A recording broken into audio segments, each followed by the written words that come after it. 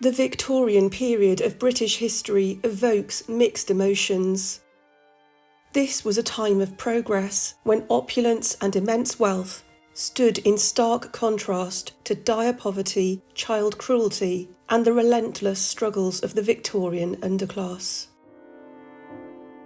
But the ghosts of those affected by the harsh realities of Victorian life, including poverty, disease, and social injustice, still haunt the echoing corridors of Gressenhall Workhouse, the once bustling floors of Armely Mills, and the now empty wings of Dorchester Prison. Today we'll uncover the haunted histories of Victorian England's most infamous institutions, exploring the chilling tales of those who suffered and even perished within their walls, becoming part of the very fabric of these haunted locations. Welcome to the ghosts of Victorian England, the workhouse, the factory, and the prison.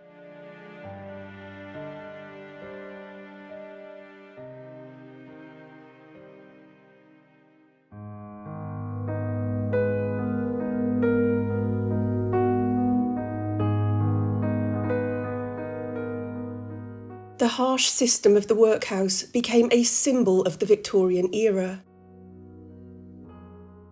Gressenhall Workhouse provided thousands of the poorest members of society with food, water and shelter as a last resort in return for gruelling work.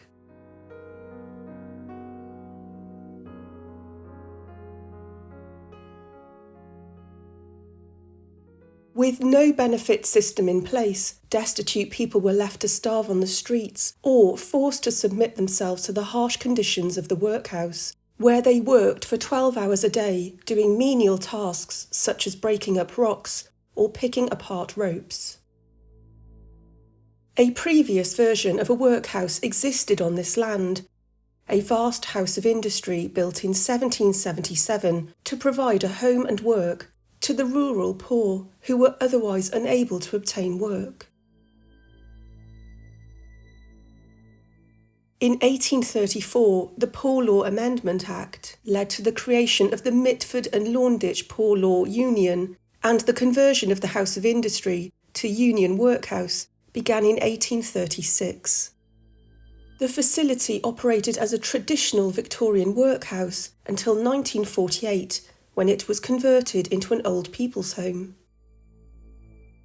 Today it serves as a museum showcasing rural life and workhouse history, and thousands of visitors walk through its sprawling, bleak corridors to discover its haunting past. But it seems a number of the former inmates remain and readily make their presence known in both the workhouse and in the adjoining buildings. The workhouse in Victorian times was designed to be feared, intended to be a deterrent, to ensure that only the truly destitute would submit themselves to such a brutal regime.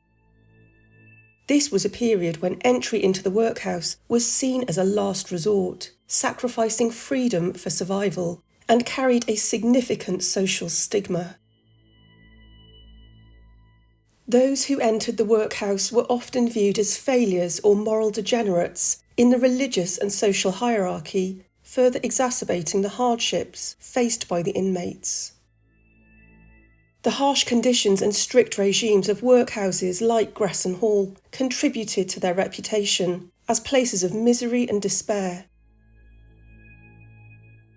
On leaving, no inmate wanted to return. Families were split. Women, men and children all had segregated wings inside Gressenhall. Adults were divided into categories. Those unable to work, usually the elderly or disabled, were labelled the blameless. And those capable of work but unemployed were labelled idle and profligate able-bodied because they were poor. Tasks of hard labour included breaking stones to build roads, tending to the farm, and recycling oakum, a fibrous material used with tar to seal gaps in shipbuilding. Oakum was recycled from old tarry ropes and cordage, which were painstakingly unravelled and reduced to fibre, termed picking. The task of picking was a common occupation in prisons and workhouses, where the young or the old and infirm were put to work picking oakum if they were unsuited for heavier labour. The work was monotonous, slow and taxing on the workers' thumbs and fingers. Able-bodied women were given domestic tasks, including kitchen work, laundry, cleaning and sewing. Children did receive an education focusing on reading and maths, under the tutelage of a schoolmaster and mistress.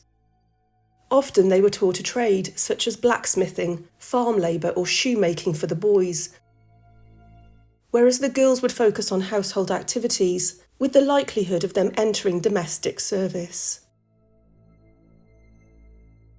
The schoolroom in the grounds of the building remains as it would have done during Victorian times, with a blackboard, rows of desks, and chilling idioms displayed in frames on the wall, reminding the children to know their place.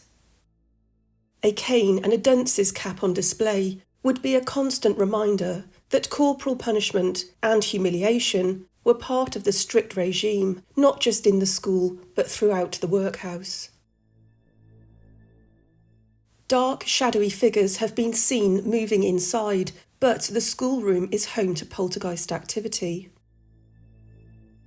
Items move, objects are found on the floor, abrupt knocking sounds reverberate from the wooden desks, and during paranormal investigations, all sorts of devices are triggered, suggesting they are being played with by the unseen hands of inquisitive children.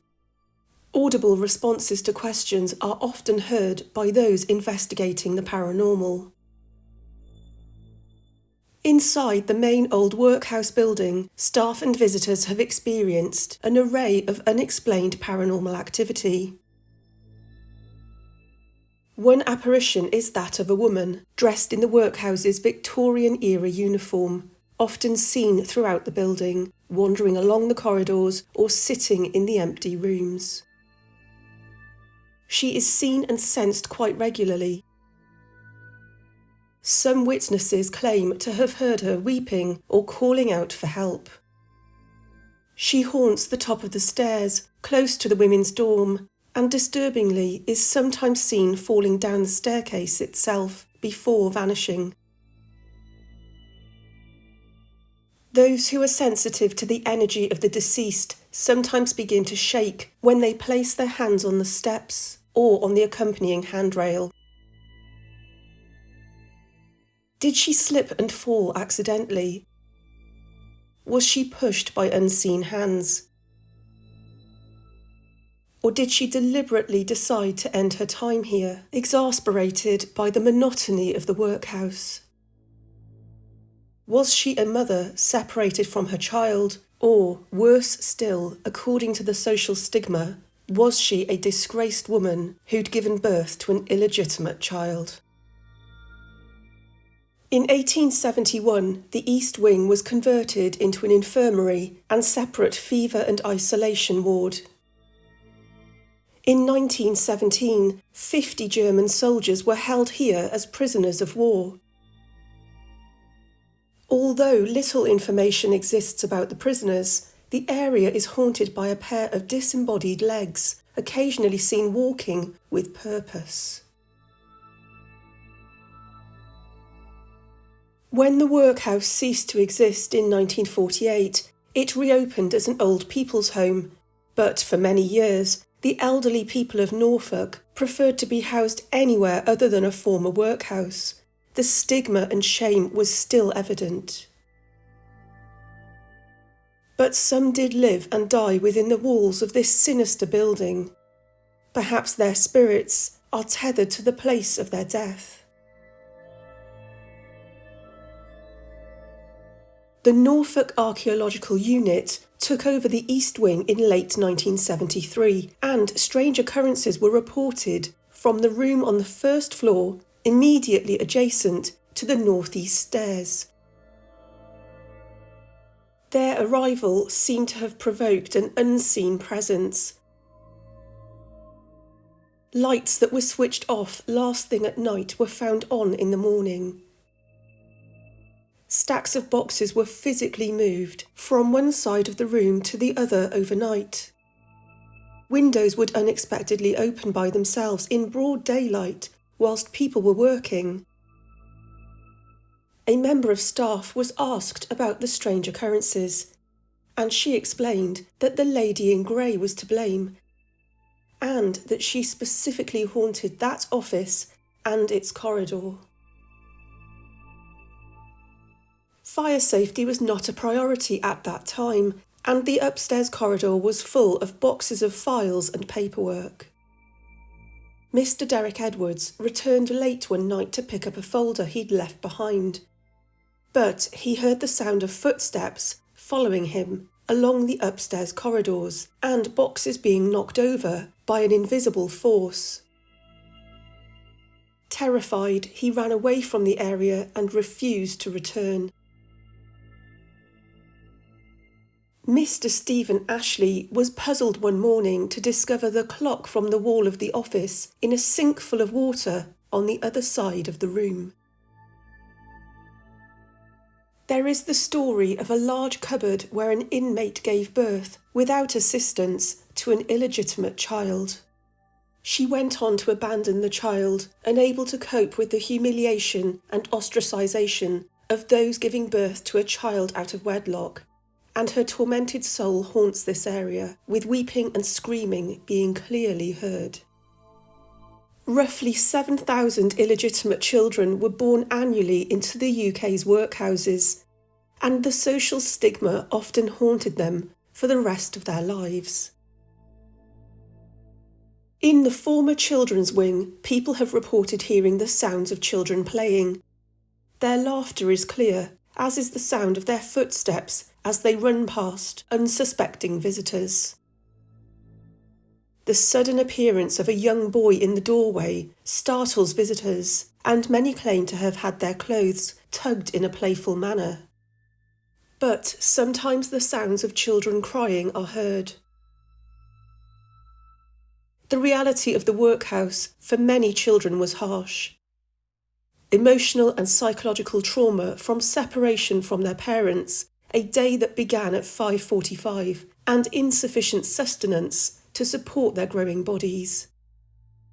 Infant mortality in workhouses was high, and Gressenhall was no exception.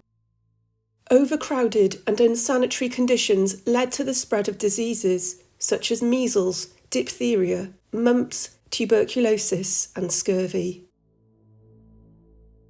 The laundry room is a location where the female inmates would spend hours on end toiling away to clean uniforms and bedding for the entire workhouse and infirmary. The laborious task of washing by hand and re-washing stained and dirty bedding in silence would be physically and mentally harsh. Fires to heat water to boiling were dangerous, and fatal accidents occurred here. The smell of soap, bleach and dirty sheets still permeates the air long after the building ceased use. Members of staff and visitors have witnessed shadowy figures darting between the machinery and feeling an unseen presence watching them. Paranormal investigation groups consistently make contact with the spirit of Alice, although who she was in life is not known.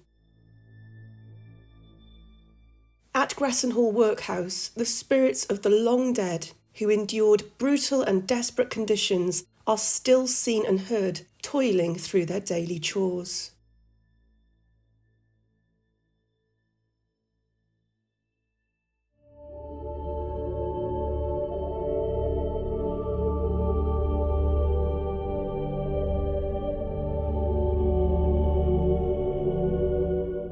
The Victorian era witnessed the Industrial Revolution in full force across Britain, with the economy and society advancing at a faster pace than ever before. Armely Mills, at one time the largest woolen mill in the world, employed a workforce of thousands. The grim reality of factory work was all too evident here. Harsh working conditions, dangerous machinery, long hours, and the gruelling lifestyle endured by the city's textile workers, including children as young as 6, meant that workplace deaths were numerous. Due to the tragic history and accidents that occurred here, it's little wonder there have been many reports of paranormal activity and numerous ghost sightings over the years. Although the Industrial Revolution had already begun in the 18th century, it was under Victoria that it really gathered pace. During this transformative time, areas in and around West Yorkshire became the heart of cotton and wool production. Bradford and Leeds emerged as centres of the textile trade, producing high-quality fabrics that were exported worldwide. London, Liverpool, Manchester and Leeds became major hubs of industry. A previous mill stood on this site, dating back to 1708. In 1788, it was bought by Colonel Thomas Lloyd, a leading cloth merchant. In 1804, he sold the mill to another influential businessman, Benjamin Gott. Gott was a major figure in the history of Leeds and the wool industry. He was active in local politics, becoming mayor in 1799, but disaster struck in 1805 when a fire virtually destroyed many of the mill's buildings.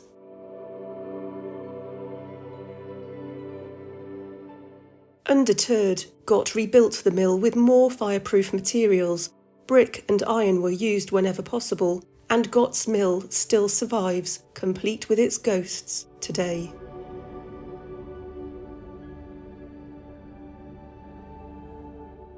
The industry boomed in the 19th century, and the working class emerged as a new social class, with factory workers facing harsh working conditions and low wages. Gott became one of the largest employers in the country, bringing with it great personal wealth. But competition was fierce. The workers were put under further pressure, with longer hours, and this led to tiredness, lapses of concentration, and subsequent accidents. As production processes in the mill became more mechanised, Gott required different kinds of employees, who had more speed and agility than muscle. Like most mill owners, Gott began to employ more children and women as they were cheaper than male workers. Working conditions in the mills were initially unregulated and frequently appalling. Thousands of children were particularly vulnerable to exploitation and abuse, working long hours in terrible conditions. In 1832, a child died at Bank Mills in Leeds when he was not allowed to stop work to go to the toilet. In 1833, the government passed an act to improve conditions for children working in factories. One employee testified, "They were beat with a strap. We had them of all ages. There has been many a one badly beat with strapping in my room. I have seen them flogged while they had marks on them, boys and girls both." The passing of this act did not stop the mistreatment of children overnight.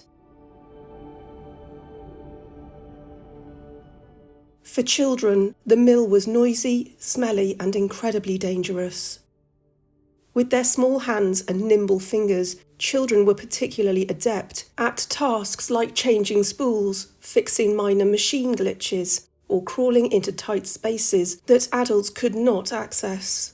Some were employed as scavengers. They had to crawl around below the machines as they were moving, picking up leftover fibres. Dust and fibres would lead to chest complaints and respiratory problems, and some of the children were deformed by the work they did.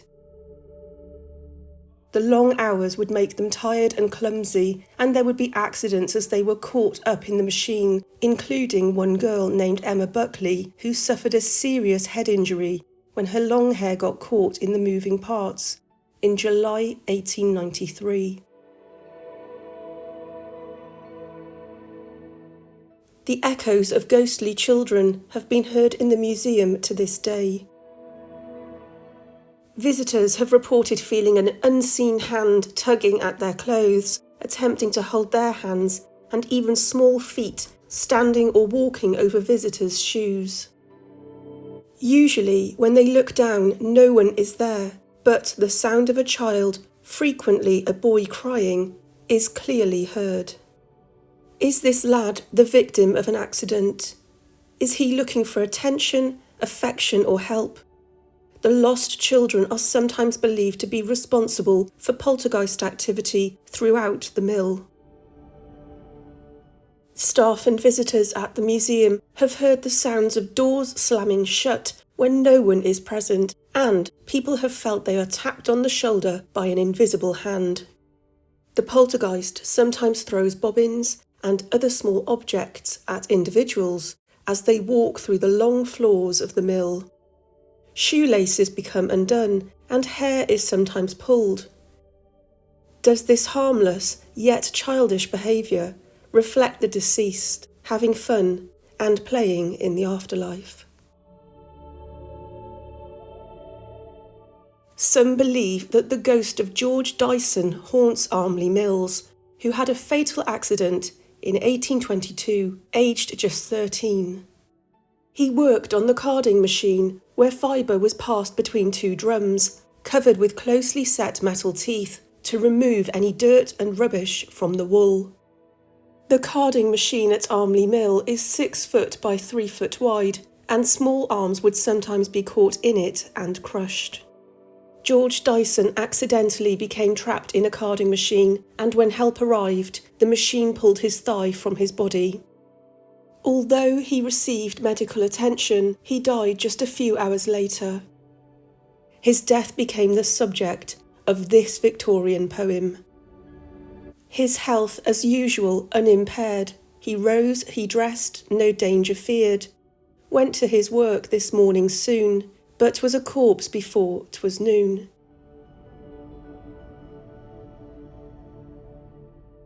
George's death was mentioned in the news on the 11th of February 1822, but many deaths were somewhat overlooked.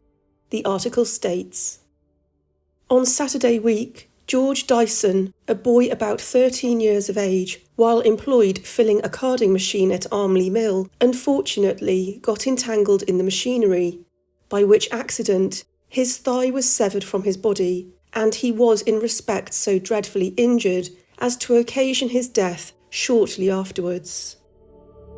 Many people have felt the presence of George, and some have even connected with his spirit, including teacher Elaine Cowling, who took a group of children to the museum on a school trip.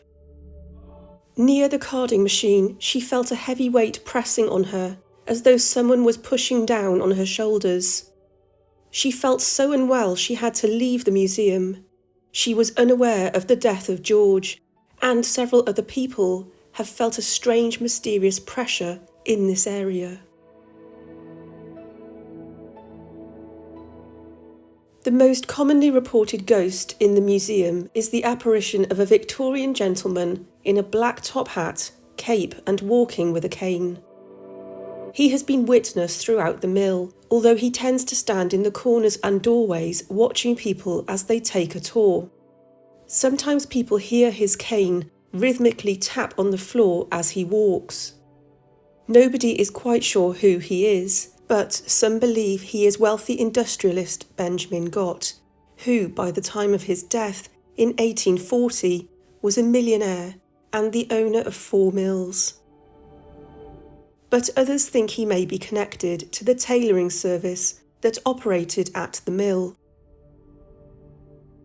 Tailors in Leeds and the surrounding towns would take orders from wealthy gentlemen for suits, send the order to the mill where the fabric was measured, cut, stitched and the suit dispatched to the retailers in less than a week.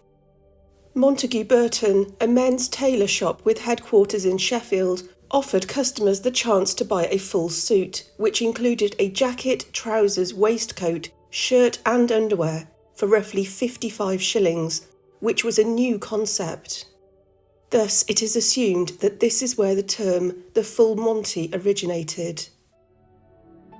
Burton's Menswear still exists as a retailer in Britain today.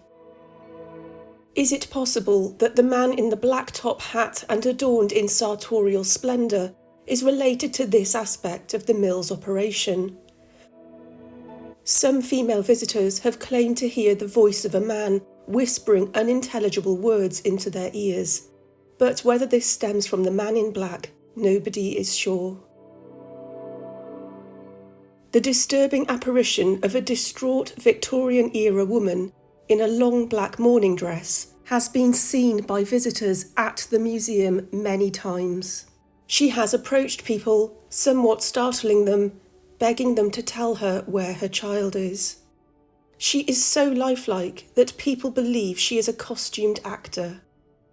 When people tell her they don't know and they can't help her, she begins to weep and slowly disappears as she walks away. It is believed she is searching for her child, who was likely killed in an unfortunate accident. She seems stuck in a terrible emotional cycle of despair and anguish. The grim reality of working at Armely Mills, the long hours, the dangerous conditions, the exploitation of child labour, have left their imprint on this building. It appears that those who died so tragically in unfortunate accidents still haunt the factory where their lives were cut short so unexpectedly.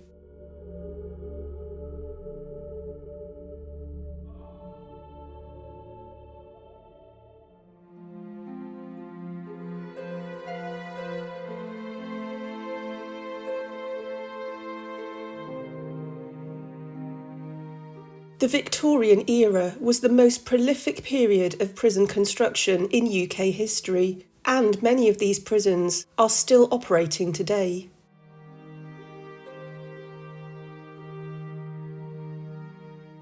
Between 1842 and 1877, a total of 90 prisons were built or significantly expanded as part of a concerted building programme. Dorchester Prison was built between 1878 and 1885, modifying the buildings of a former jail and utilising the layout of Pentonville Prison, with wings radiating from a central hub and with galleried landings. Dorchester Prison was fully operational until its closure in 2014. The old prison on the site utilised the brutal practice of gibbeting, where the bodies of executed criminals were placed on display as a grim warning to others.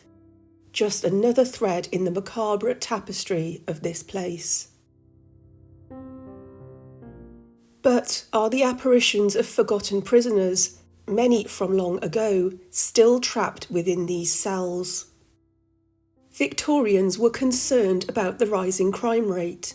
Offences went up from about 5,000 per year in 1800 to roughly 20,000 per year in 1840. During the Victorian era, there were more than 15 million prison admissions, with the majority of prisoners serving short sentences of less than 1 month.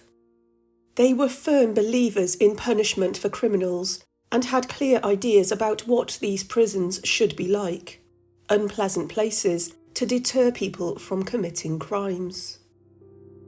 The aim was to force the incarcerated to face up to their faults by keeping them in silence and making them do hard, boring work, and Dorchester Prison was no exception. Dorchester Prison had a treadmill where inmates were forced to climb for 6 hours a day in total silence.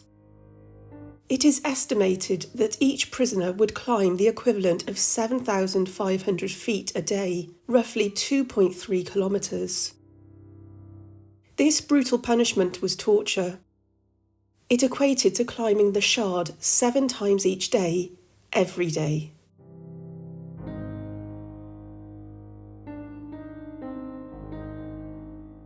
The echo of footsteps has been heard throughout the empty wings, accompanied by the putrid smell of unwashed bodies. But are these the paranormal imprints of the treadmill from many decades ago?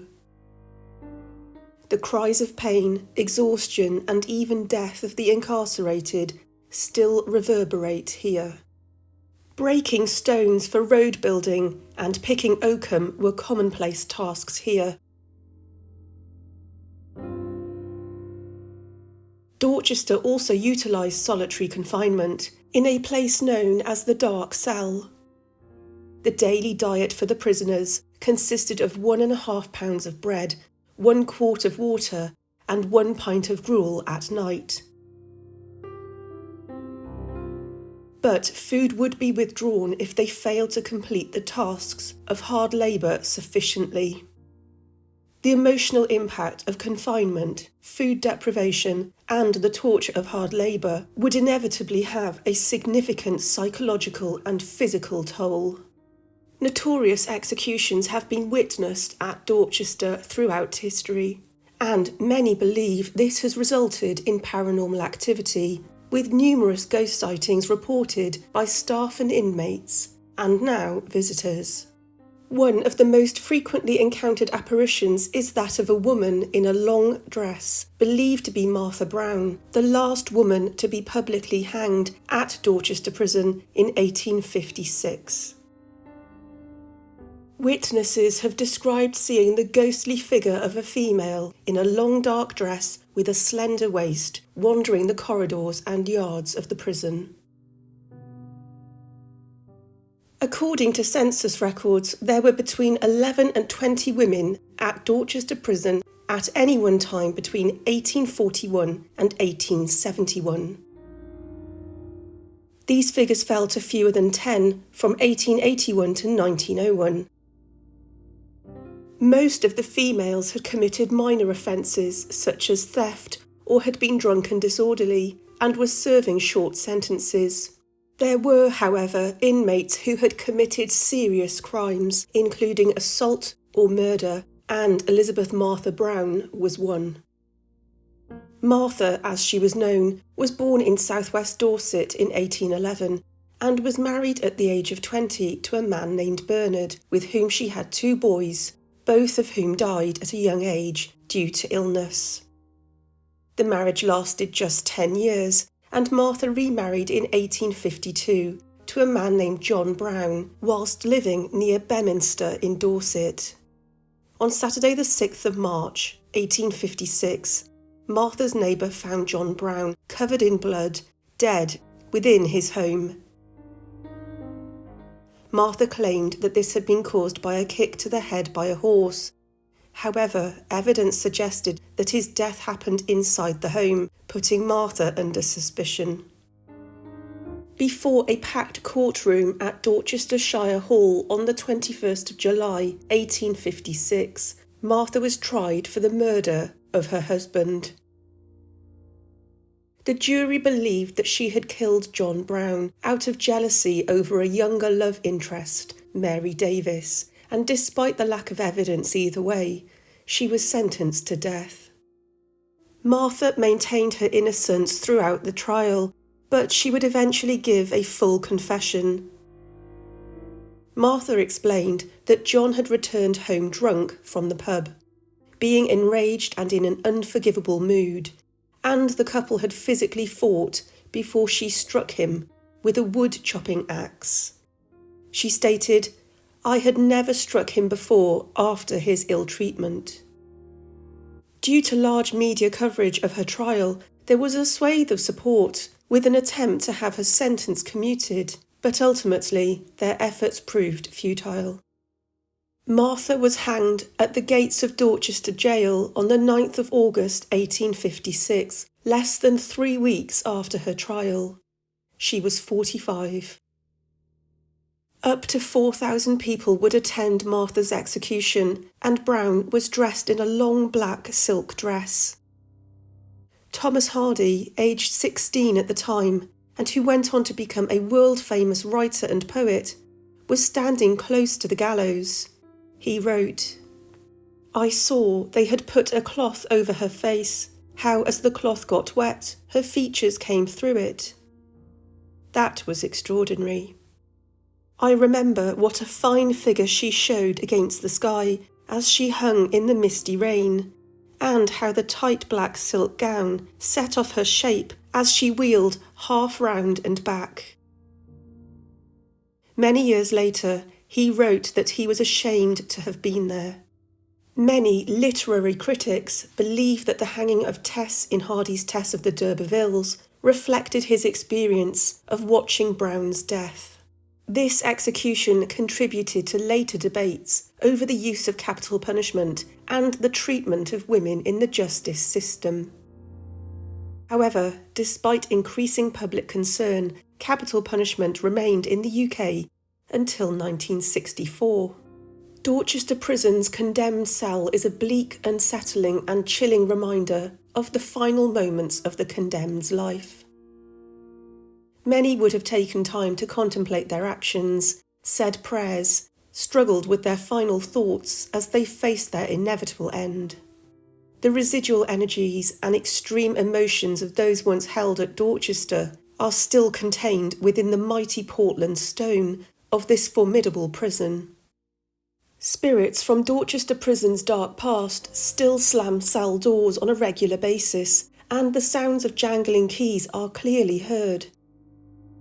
Are the spirits of former inmates tethered to their routines, unable to leave the prison's relentless grip? Dark shadowy figures are seen walking the deserted prison blocks. Are they the prisoners, or possibly the guards? The sounds and cries of those incarcerated startle people as they look around, as well as being physically prodded by unseen hands. Former guards have recounted experiences of feeling an invisible presence watching them during night shifts, while others have reported poltergeist activity, particularly in their offices, accompanied by cold spots. The cells are said to be very active, with visitors reporting feelings of dread and unease, and some have felt stones being thrown at them. The sounds of crying and pleading emanate from the cells, and a dark entity with a sinister presence is said to roam the wings of this prison. The lingering residual energies of those confined and condemned still seem to be held behind the bars of Dorchester Prison.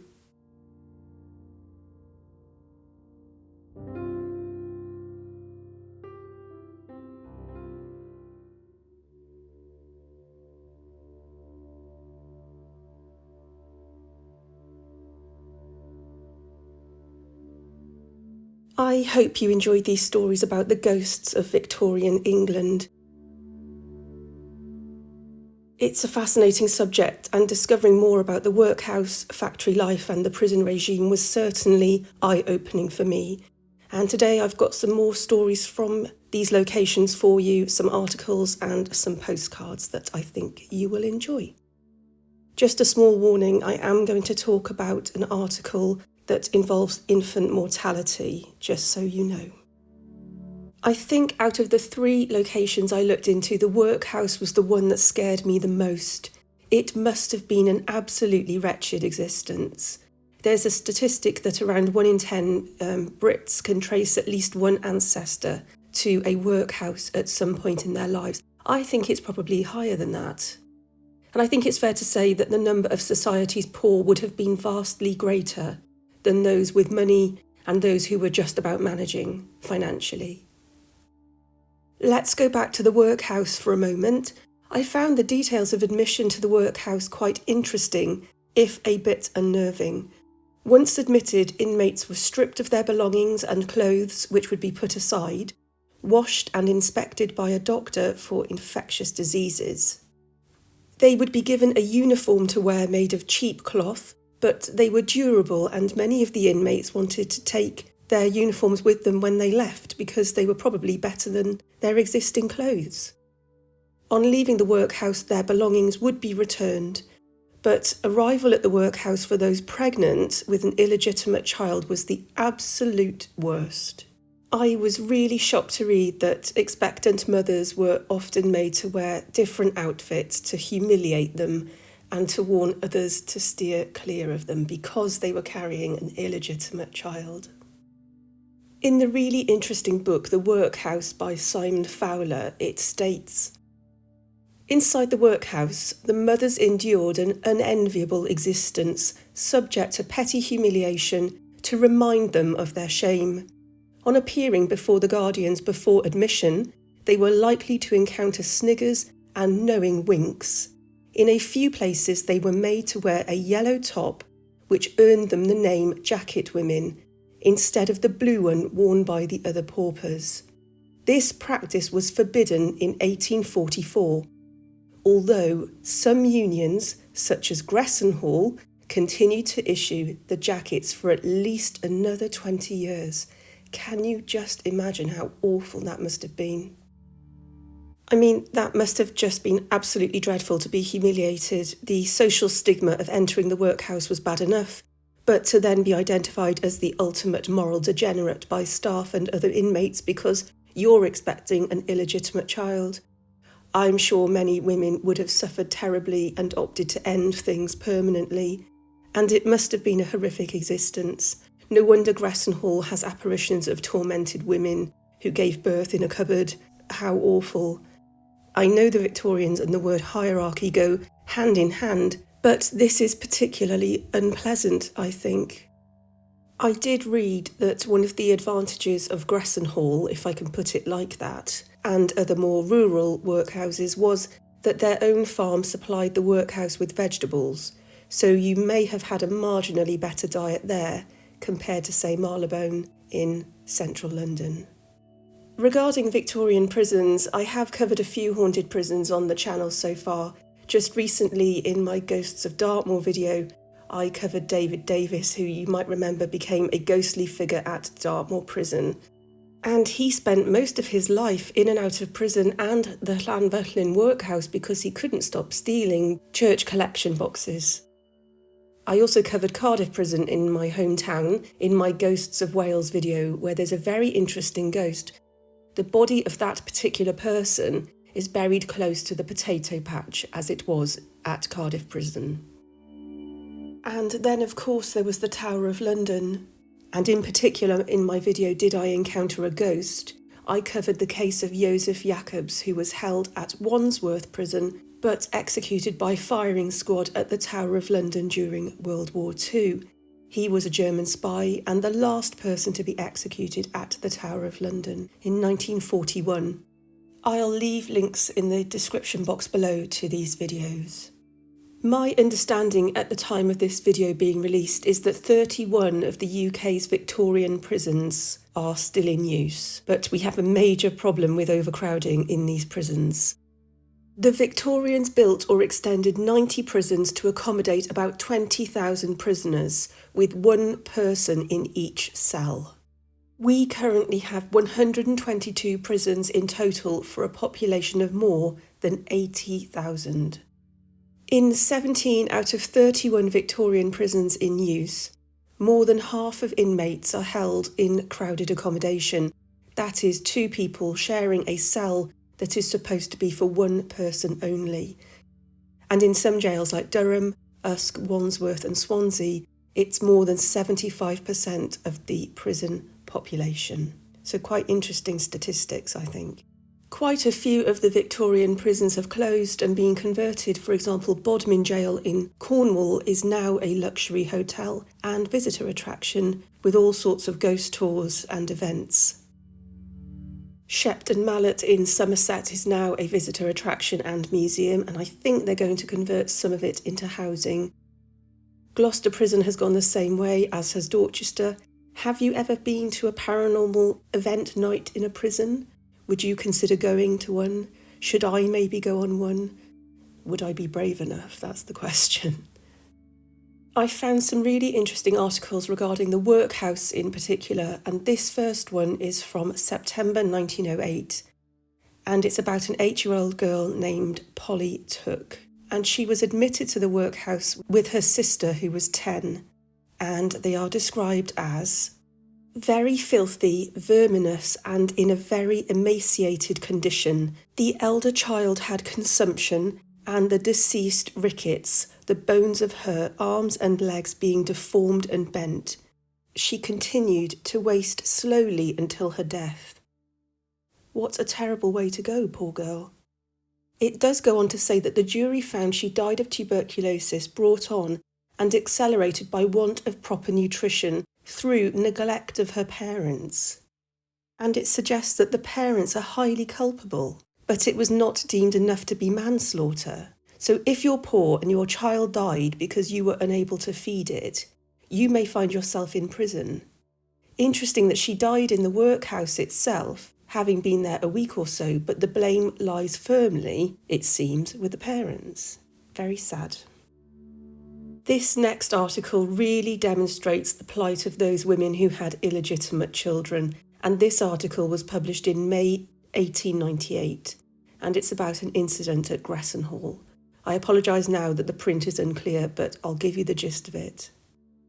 A 5-week-old child, Albert, belonging to Maria Hewitt, a widow, died at the workhouse. The article makes it quite clear the deceased child was one of twins and was illegitimate. It had been weakly from birth and gradually wasted till death overtook it. It then states, detailing the facts, the coroner remarked that he hoped to dispense with the trouble of holding an inquest, but the medical officer refused to give a certificate as he had not attended the child. The child had not been officially seen from Monday until half an hour before its death, and this caused one or two of the jury to remark that they thought there had been gross neglect somewhere. However, it was explained that it was not customary for the doctor to see lying-in women. That means women who've just had a child. At the very end it says, regarding the mother, she had care of the children.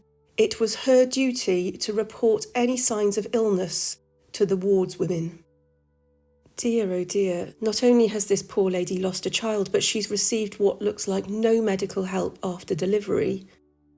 The coroner can't be bothered to go to the trouble of an inquest, and the blame is firmly on the mother for not reporting the illness. I have no words for how tragic this incident is and how demonstrative it is of the total absence of compassion that existed around women in such conditions at that time. The Victorian façade of philanthropy, Christian devotion and upholding morals comes crashing down, in my opinion, when you read an article like this. Let's move on to something a bit happier for you. I've got 2 postcards today, and this first one is from Armely in Leeds and was posted in 1906. And I must be honest, those children and the people in that picture look a lot like ghosts to me. Dear Mrs. Bailey, Grandma received your welcome postcard. Mother and all the family went to Pudsey yesterday. Hope you are enjoying yourselves. It looks rather like rain today here. You will recognise the postcard. Is not it a good one? Yours sincerely, Edwin, maybe, I'm not sure. And this postcard is much later, from 1969. This cottage is where Thomas Hardy was born in 1840 and was built of cob and thatch by his great-grandfather. It's currently managed by the National Trust, and here's a couple of pictures that are modern so you can have a look around. It has rather beautiful gardens, really exquisite antique furniture, fireplaces, beautiful gabled bedrooms. It's just like something from a film, in my opinion. And Thomas Hardy had another property in Dorchester called Max Gate, and it was designed and built by Thomas Hardy for his own use in 1885, and he lived there, and he actually died here in 1928 from a heart problem. Max Gate is also managed by the National Trust. When Hardy died in 1928, his ashes were buried in Westminster Abbey in Poets' Corner, but his heart was buried in St Michael's Churchyard in Stinsford near Dorchester. And you can see Hardy's grave there just behind this sort of piratey plague gravestone. Spending 3 days in Dorset getting to know our neighbouring county, visited Hardy's cottage. Does it say knowing you were a fan? We haven't wasted a minute. We have been sightseeing all over the place. In fact, have outdone the Americans, I think that is. Hope you are all well. Love from Phil and David. And that was sent to Dublin. So that's it from me today. I hope you enjoyed this video. If so, please give it a like and subscribe. Don't forget to come and find me on Instagram. And I'll say take care, guys, and I'll see you on the next one. Take care.